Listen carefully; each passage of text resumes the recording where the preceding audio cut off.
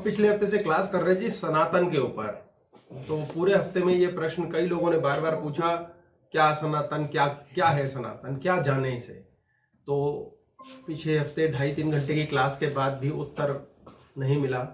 तो second part का कार्यक्रम चल रहा है, क्योंकि काफ़ी कुछ पीछे भी रह गया था। परमात्मा जाने क्या चलाएगा। सनातन का मुख्य तौर पे अर्थ ये है कि इसके अर्थ को जानना माइंड का काम नहीं है, मुन्ना का काम नहीं है। मुन्ना के पास 12% का सिलेबस है। हम 100 और अनलिमिटेड की बात कर रहे हैं कि इस ब्रह्मांड में 12 से आगे भी सब कुछ स्थापित है और एंडलेस है। सनातन का मतलब कि सदैव रहने वाला एक ऐसा प्रिंसिपल ऑफ यूनिवर्स जिसमें हिंदू, मुस्लिम, सिख, ईसाई एक नन्ही सी धरती पे हमने तो बना दिए। वो कहते हैं ये सही वो गलत, वो बात करते हैं बहुत छोटे से 12% की। हम कह रहे हैं कि 100% विद्यमान है। मुख्य तौर पे अक्सर लोग ऐसे ही पशु की तरह जीकर मर जाते हैं कि मन से चाहा। बहुत से लोग होते हैं, किसी से मिलने जाओ, बोलते हैं बड़े मन से मिलने आए आपसे, यानी कि उन्होंने 12% जोड़ दिया। फिर कुछ लोगों को बच्चे कहते हैं ना कि पापा मुझे ताऊजी के घर नहीं जाना, तो उनका 12% मन नहीं है जाने का, लेकिन पापा उसके कान मरोड़ के घसीट के ले जाते हैं तो उसका तन जाता है, यानी 72% गया, वो भी मरा हुआ। तो 12 जब गया तो भी दूसरे व्यक्ति के साथ जुड़ाव नहीं होगा, 72 जब गया तो भी जुड़ाव नहीं होगा।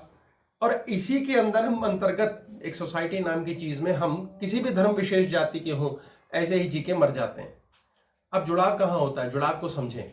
अब हमने गाड़ी देखी और वो गाड़ी देख के मन बड़ा प्रसन्न हुआ, तो क्या हुआ, 12%। अब लाखों लोग गाड़ी देखते हैं, गाड़ी आती नहीं, मन अक्सर विचलित रह जाता है, यार बहुत कुछ चाहिए था।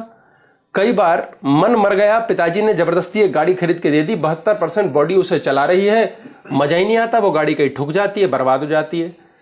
यानी कि जिन लोगों के पास गाड़ी आ जाती है, चल के आ जाती है, वो 12 और 72 के बियॉन्ड कुछ करते हैं। ये सनातन के सिलेबस का आगे का हिस्सा है। लोगों को वो करना ही नहीं आता। चॉइस की गाड़ी नहीं मिली, चॉइस की पत्नी या पति नहीं मिला, चॉइस का कोर्स नहीं मिला। वो क्यों? क्योंकि चॉइस तो मन ने कर ली या तन ने कर ली, आत्मा ने तो की ही नहीं।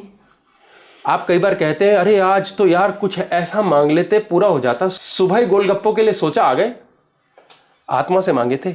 अच्छा, हमें यह भेद करना ही नहीं आता कि आत्मा से मांगा था या मन से मांगा।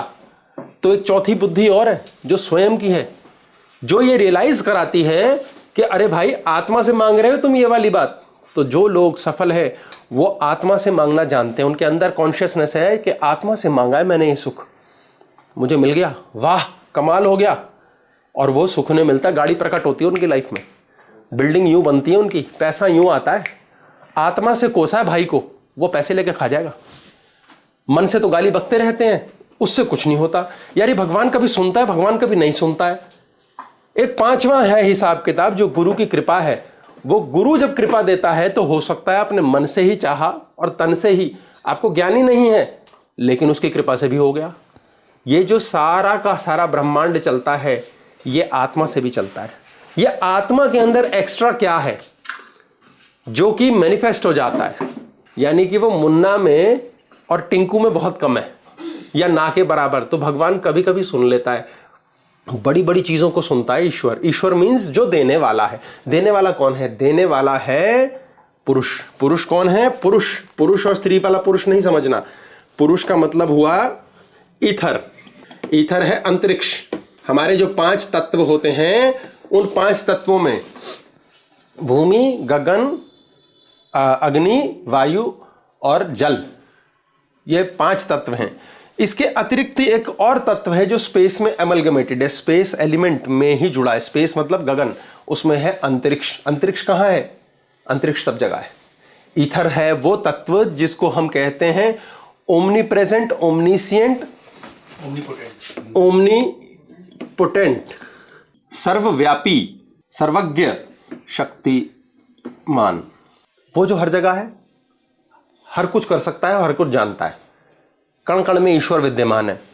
ये वाला जो तत्व होता है ना, जब ये एक्टिवेट होता है तो मन से मांगी चीज मतलब आत्मा से मांगी, तन से मांगी चीज मतलब आत्मा से मांगी, यूं हो जाती है। ऐसे पूरी करते हैं।